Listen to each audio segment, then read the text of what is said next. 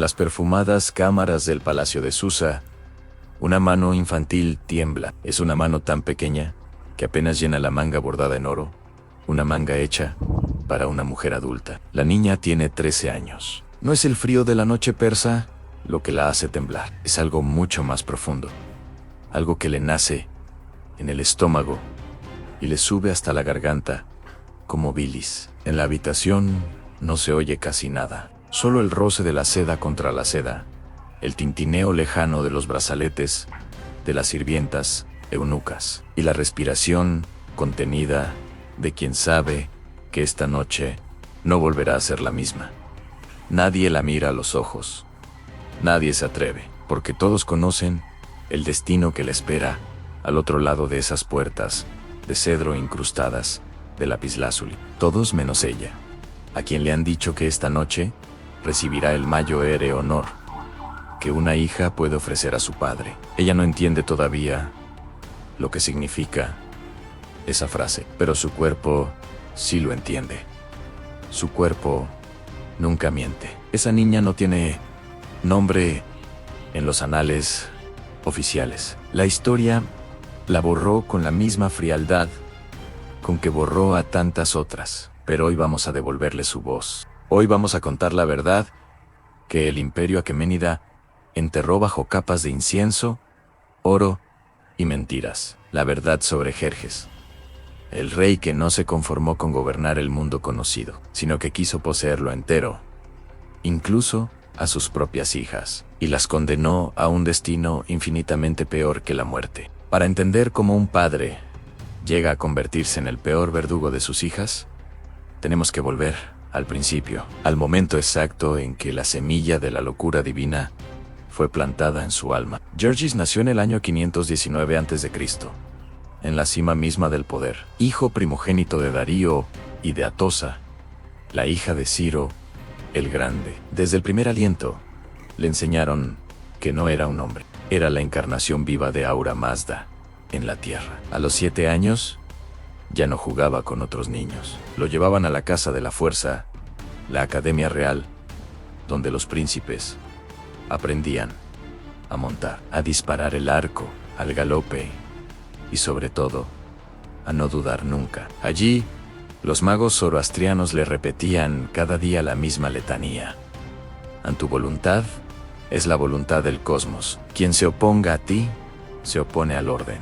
Y el caos debe ser aplastado, quemado, violado si es necesario, para que la luz reine eterna. No le enseñaron piedad, le enseñaron que la piedad es debilidad disfrazada. No le enseñaron amor, le enseñaron que el amor es posesión absoluta, y si algo no puedes poseerlo por completo, debes destruirlo antes de que te destruya a ti. Su madre, Atosa, la mujer más temida del imperio, completó la obra. Por las noches, mientras le peinaba el cabello negro con peines de marfil, le susurraban: recuerda, hijo mío, a un rey que ama a medias, será asesinado a medias. Un rey que confía será traicionado. Tus esposas, tus hermanos, tus propios hijos, todos llevarán una daga escondida mientras te sonríen. La única forma de dormir tranquilo es tenerlos a todos de rodillas o bajo tierra. Georgis creció con esas dos verdades grabadas a fuego: soy Dios, y nadie que yo ame puede seguir siendo libre. Cuando subió al trono en el 486 a.C., el mundo tembló, Egipto se rebeló, lo aplastó y mandó clavar al faraón vivo en una estaca. Babilonia se alzó otra vez. Entró en la ciudad, fundió la estatua de Marduk y convirtió el templo más sagrado en un burdel para sus soldados. Todo el mundo entendió el mensaje. Al desafiar a Georgis, no era política, era blasfemia. Entonces llegó Grecia, esa mota insolente en el mapa, que osó decirle no al rey de reyes San Georgeis. No quiso conquistarla, quiso humillarla, hasta que el mismísimo concepto de libertad se pudriera en la boca de los hombres. Azotó al Helesponto, construyó puentes de barcos, marchó con un ejército que oscurecía el horizonte y perdió en Termópilas, Salamina platea. 3 nombres que le quemaron el alma, como hierro al rojo. Por primera vez en su vida, Georgie sintió miedo. No miedo a morir, miedo a dejar de ser Dios. Regresó a Susa y Persépolis, en el 479 a.C. El imperio seguía en pie, pero él ya no. El hombre que volvió era una sombra coronada, un dios herido que sangraba orgullo por cada poro. Y los dioses heridos son los más peligrosos de todos. Los cortesanos lo notaron enseguida. Las audiencias se volvieron silencios tensos. Los banquetes dejaron de existir. Las ejecuciones se multiplicaron por caprichos que nadie entendía. Un día mandó cortar la lengua a un visir porque carraspeó mientras él hablaba. Al siguiente ordenó cegar a un arquitecto porque una columna le pareció demasiado altiva. Pero el verdadero campo de batalla ya no estaba fuera.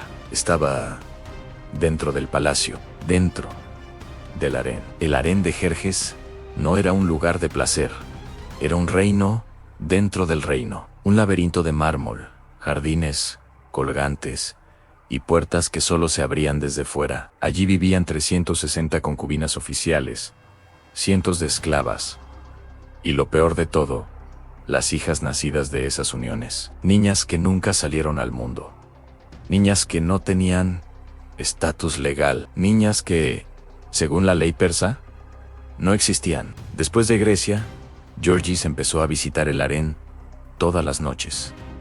A veces, varias veces por noche. No buscaba placer, buscaba certeza. En un mundo que se le escapaba de las manos, el harén era el único lugar donde nadie podía decirle que no, donde su palabra seguía siendo creación y destrucción. Y entonces, una noche del año 475 a.C., cruzó la última frontera. La niña se llamaba Stateira, tenía 14 años, era su hija, fruto de una concubina bactriana que había muerto años atrás, dando a luz. Stateira había crecido dentro del harén, educada para servir, para callar, para desaparecer, si así se lo ordenaban. Pero tenía algo que encendió la obsesión de su padre. Se parecía a Atossa cuando joven, el mismo rostro altivo, los mismos ojos negros que parecían saberlo todo. Jerjes la mandó llamar a sus aposentos privados, no como padre, como rey, como Dios. Las sirvientas la bañaron con leche de burra y aceite de rosas. Le pintaron los labios de carmín, le colocaron un collar de perlas que pesaba más que su propio cuello. Le dijeron que iba a recibir la bendición suprema. Ella lloró. Una eunuco mayo ere, con voz rota por años de silencio, le susurró mientras la vestía. No llores fuerte. Si lloras fuerte, mañana no estarás san. Cuando entró en la cámara real, Georgios estaba sentado en el trono portátil de oro, desnudo.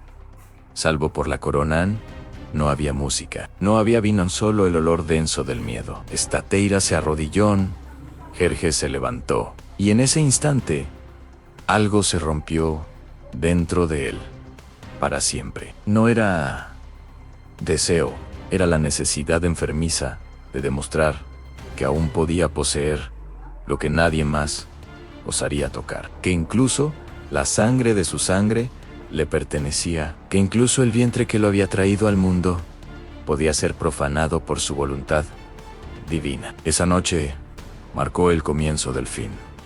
A partir del 475 a.C., el harén cambió. Se convirtió en una prisión dentro de otra prisión. Se crearon nuevas categorías burocráticas reservadas exclusivamente para el rey de reyes. Y la mayoría de esas reservadas eran sus propias hijas, niñas de 11, 12, 13 años, que nunca habían visto el sol fuera de aquellos muros. Los eunucos llevaban registros minuciosos, fechas de primera menstruación, edad exacta, grado de parecido con la reina madre Atossa, porque esa obsesión nunca desapareció. Se administraban hierbas para retrasar o adelantar la pubertad según los caprichos del momento. Se usaban ungüentos para disimular morados. Se enseñaba a las niñas a no gritar, porque el grito ofende al Dios vivo. Las madres Las concubinas que habían dado a luz a esas niñas eran las que más sufrían. Algunas intentaron envenenar a sus propias hijas para ahorrarles el horror. Fueron descubiertas. Las empalar por la vagina en el patio del harén, como advertencia. Otras se cortaron las venas con fragmentos de espejo. Sus cuerpos eran arrojados a los perros. Y en medio de esa pesadilla, Georgie seguía creyéndose el guardián del orden cósmico. Pero hasta los dioses falsos tienen fecha de caducidad. En el año 465 a.C., 19 años después de la derrota en Grecia, la paranoia había devorado lo poco que quedaba de hombre. Jerjes ya no dormía. Veía traidores en cada sombra. Ordenó ejecutar a su propio hijo Mayoere, Darío, acusándolo de conspiración, aunque, años después, se descubriría que la prueba fue fabricada por otro hijo, Artajerjes, que quería el trono. La gota que colmó el cáliz llegó una noche de verano. Georges había elegido a su víctima más joven, hasta la fecha, a una niña de 11 años, llamada Amitis. Otra hija suya, hija de Stateira, la primera que había profanado, es decir, en su propia nieta e hija a la vez. Los eunucos la llevaron temblando. Georges, borracho de poder y de vino de palma, la esperaba impaciente. Despidió a la guardia personal, como siempre. Y en ese momento exacto, los conspiradores entraron. Artabano, jefe de la Guardia Inmortal, lideraba el grupo. Con él iban 7 nobles, cuyos nombres la historia prefirió olvidar. Encontraron al rey en el acto final de su depravación. La niña estaba sujetando por el cabello mientras ella, paralizada, no emitía ni un gemido. Había aprendido la lección demasiado bien. Artabano no dijo nada. Clavó la daga directamente en el corazón. Georges abrió los ojos con una mezcla de dolor y absoluta incredulidad. Intentó hablar, solo salió sangre. La segunda puñalada le cortó el cuello. Cayó de rodillas, aún con la corona puesta, y murió mirando a la niña, como si incluso en ese instante esperara que ella le diera las gracias por el honor. A la mañana siguiente, el imperio despertó con la noticia oficial. El gran rey Jerjes ha ascendido al lado de Ahura Mazda tras una noche de meditación sagrada. El harén fue sellado. Las niñas y mujeres fueron dispersadas a provincias lejanas, casadas a la fuerza con sátrapas viejos, enviadas al exilio eterno. Los eunucos que sabían demasiado fueron estrangulados uno a uno. Los registros fueron quemados, los huesos enterrados bajo nuevos palacios. Y la historia mintió durante 2.5 años, hasta que en 1935, en las excavaciones de Persépolis, los arqueólogos encontraron una cámara secreta bajo el harén, decenas de esqueletos infantiles y juveniles, muchos con señales de violencia sexual repetida, algunos con collares de perlas aún alrededor del cuello.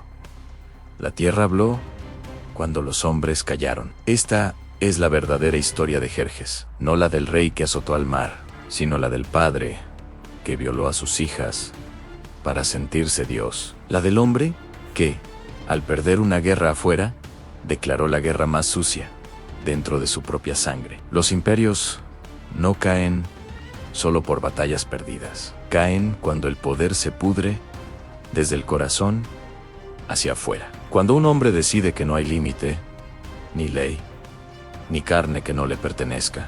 Las niñas del harén de Jerjes nunca tuvieron nombres. Anstatera, Amites, Roxana Parmes y decenas más que nunca fueron escritas. Hoy las devolvemos a la luz. Hoy rompemos el silencio que las mató 2 veces. Si esta historia te ha removido algo por dentro, no la dejes morir otra vez. Comparte este video. Habla de ellas, porque mientras recordemos a las víctimas, los monstruos no ganan del todo. Comenta abajo. ¿Qué nombre le pondrías a la niña que temblaba al principio de este video? Dale un nombre. Devuélvele su humanidad, porque la historia no solo la escriben los vencedores, también la reescribimos nosotros, cada vez que decidimos recordar la verdad. Imaginad un silencio que no es ausencia de sonido, sino un grito que nunca llegó a salir de la garganta. Estamos a 6.700 metros de altura, donde el cielo es tan azul que quema los ojos y el aire es tan delgado que cada latido suena como un tambor roto dentro del pecho. En la cumbre del volcán Yuyayaco, el viento nos soplan, cortan como cuchillas de obsidiana recién tallada. Y allí, sentada en un trono de hielo eterno, hay una niña de 15 años. La llaman la doncella. Su piel está más suave que la de cualquier persona viva que conozcas. Sus pestañas largas descansan sobre sus mejillas, como si estuviera soñando. Lleva un vestido rojo oscuro, tejido con plumas de guacamayo y lana de vicuña. Sus labios están ligeramente entreabiertos, como si estuviera a punto de susurrarte un secreto que lleva 550 años guardando. Si la vieras desde lejos, jurarías que está viva, que si extiendes la mano y la tocas, abrirá los ojos y te sonreirá. Pero no lo hará, nunca lo hará, porque esa niña no está durmiendo. Está muerta. Y lleva muerta desde antes de que España descubriera América. Congelada en el tiempo, convertida en la ofrenda más perfecta que un imperio pudo entregar a sus dioses. Hoy no vamos a hablar de oro ni de caminos imposibles. Hoy vamos a bajar al sótano más oscuro del Tahuantinsuyo. Hoy vamos a entrar en la verdadera fábrica de diosas y de cadáveres. Bienvenidos al mundo de las Aquias, a las escogidas, las que nacieron con una fecha de caducidad tatuada en la piel desde el primer llanto. Retrocedamos el reloj hasta 1460, Reina Pachacútec, el que transforma el mundo, un emperador que conquistó con piedra y con terror. Imagina una aldea colgando de una montaña, como si se fuera a caer al vacío en cualquier momento. Casas de adobe y paja, el olor a tierra mojada y a humo de leña quemada. La vida aquí es tan frágil que la gente cuenta los días por si el próximo aliento será el último. Pero hay un día que no se cuenta, un día que se teme más que al rayo, más que al hambre, más que a la muerte misma. Es el día en que llegan los Aquiacuna, los recolectores de niñas. No son guerreros, peor, funcionarios. Visten túnicas de colores imposibles: rojo sangre, amarillo sol, negro noche. Sus rostros están pintados con líneas perfectas. Sus ojos no parpadean. Caminan como si el suelo les perteneciera desde siempre.